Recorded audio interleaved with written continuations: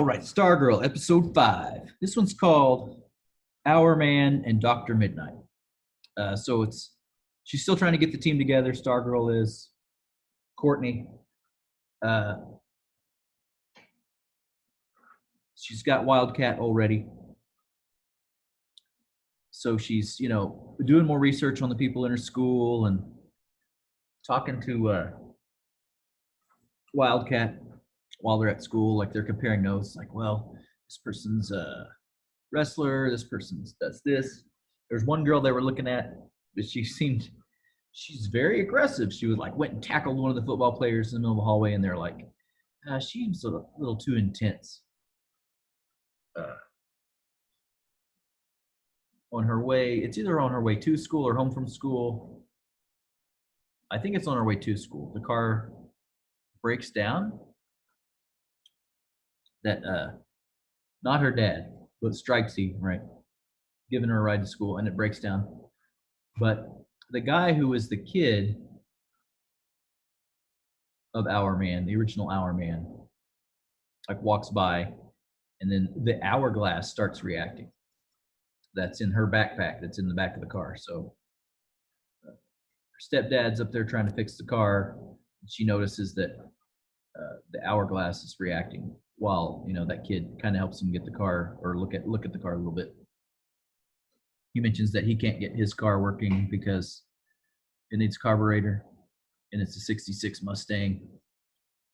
So he's still walking to school, right? So she's like, oh, I'll be okay. After she sees the hourglass react, she's like, oh, I'll be okay. I'll walk. So she's following him. It might be home. Like I said, it's hard to tell what time of day it is. But he walks by the tree that his parents had the accident where, well, he thought it was an accident that ended his parents' life, which we find out, it was Solomon Grundy that smashed the car and then smashed it in there, and that's why they died. He doesn't know that yet. And then so he's like, why are you following me? She's just like, she approaches him with the hourglass, and of course nothing happens. So he's like, you need to stay off your meds, or stay on your meds. Leave me alone. She keeps stalking him, and then there's a party later. So while they were at the hospital, one of the girls saw Wildcat climbing up the wall and heard her use her real name, right? So she knows who it is. And she's coming up to him in class. And then she eats lunch with them every day, but they don't, I guess they're at the outsiders table, so they don't talk too much. So she this girl that, overheard Wildcat and her talking, goes to her house and then says, oh, I'm a friend of Courtney's. Oh, okay. I'm just waiting in the living room. So then she sees the dog, and the dog's chewing on something, and she's like, oh, what you got there, doggy? He's chewing on the glasses for Dr. Midnight. So she picks those up, and she sees they're digitized, right? They're you see energy coming from them. So she's like, ooh, I'm in the bedroom of a superhero, because she pretty much knows that Courtney is Stargirl. So she puts them on, and they're almost like a computer heads-up display readout. And it was do you need assistance? And she's like, what? So it's kind of like Alexa or Cortana. And it begins talking to her and describes to her that it's an AI that was created by the guy who used to be Dr. Midnight. So she's like, oh, wow. Do you know everything? It's I do not know everything, but I can access all kinds of information. So it scans the room, and it gives all these details about the things that it's seeing, which is pretty fascinating. The budget for this show is still pretty impressive to me. They go to the party, and they're trying to, it can look up public records, and it can find out all this information. And they were talking about the one guy, with Hourman and the kid, and it reveals the information that the birth records were falsified, that his parents were Hourman. Because Courtney comes home and she's like, "What are you doing in my room?" And she's like, "Oh, these things are great." She basically is like, "These are not for you until we find out who I'm rounding up a team, but you're not a part of it. So you can use them for now, but until we find somebody." So I don't know why she's actively seeking to recruit a team, and then someone is there wanting to help, and she's just kind of like, not you, but someone that can use these. I think I think that's why she's focusing on not who is best for the position that they could be, right? Like this girl's a brainy, intelligent person, so she would probably make a good Dr. Midnite because he accesses information. She's looking for like strong fighters and fast fighters, and But again, it's her first time building a superhero squad, so what can you say? So they follow him to this party, Hourman's kid, and Wildcat sees that her ex-boyfriend is in there and like, "I'm not going to that party. I'm not going in there." And he's in there, and his girlfriend, she's got some weird necklace on that looks like a little bee, maybe, or a wasp or a hornet or something. So I think that's implying that she could either be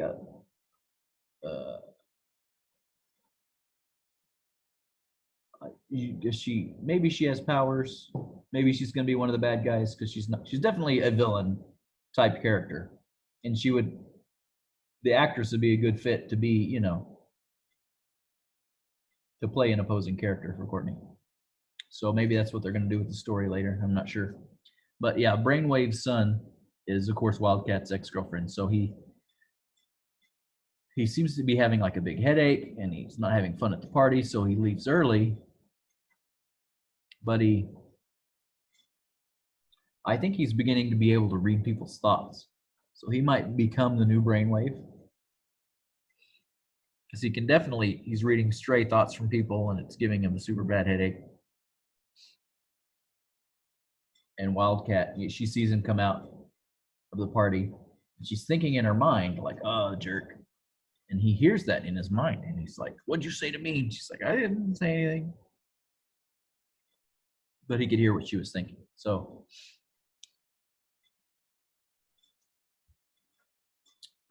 they go suit up because they see Hourman's son leave the party. And he's walking home, because he still doesn't have a car fixed. And they go get their suits on, and they're like, "Oh, we're totally gonna give him the speech. He's gonna see us in our superhero suits, and he's gonna join the team." So he gets to that tree, that he walks by every day, where they died, and he's just super upset. They give him the hourglass. I think they give him the hourglass earlier in the episode. So they want to see how he uses it, but he explained to him it's only good for an hour a day. He has superhuman strength. So the guy who was his uncle who raised him is like, he's angry at him. He's angry at the situation. He has so much anger. So he like punches that guy's truck. He punches it, and like it bends it in half, like bends the truck, and it just totally destroys the truck. But it, like from the side, like a side impact almost. He goes past that tree. He's still got a little bit of his power left. And they're trying to talk to him, and he's mad, and he punches the tree, and it falls over in the road. And then Courtney's like, "Well, I'm going to need that hourglass back." It's like, "No, you said it was my dad's, so it's mine." So she's like getting ready to like take it from him. Try to take it from him with the cosmic rod, cosmic staff. And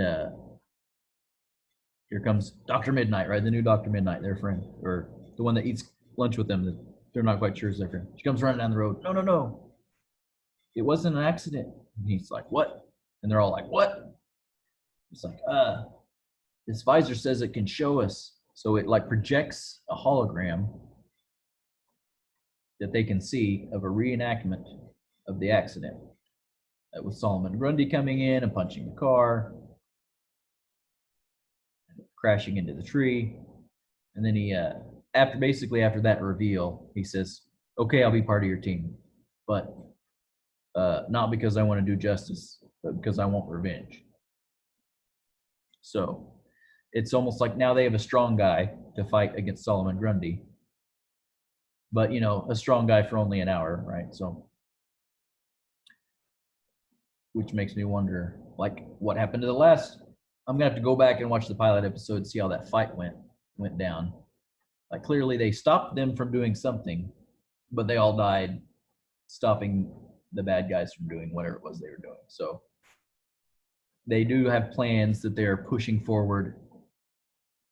Or they just bought like it was like a giant satellite dish that they just, well, I would say bought. They didn't buy, they stole it. It was being delayed, saw that it was being delivered, so they stole it in the episode. And they, oh yeah, the principal was there to help steal it, driving the school bus. I suspect she's the new fiddler. She's using a fiddle to convince one of the drivers to come over, but a second guy who was too mentally strong to be convinced, so they just shot him.